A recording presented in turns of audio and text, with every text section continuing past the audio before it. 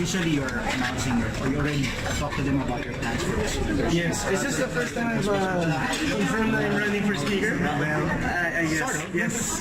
Okay, so what did you tell them para makuha ko yung No, actually, ang sinasabi ko lang naman sa party list because in Congress kasi ever since I started back in 2010, we had this thing kasi na parang they felt like they're called a second-class citizen in Congress. Sabi ko, no naman, we're all representatives.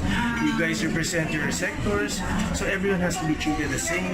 Everyone has to be treated fairly. So that's just my pitch to them. So hopefully they choose me. They're coming out as a strong bloc.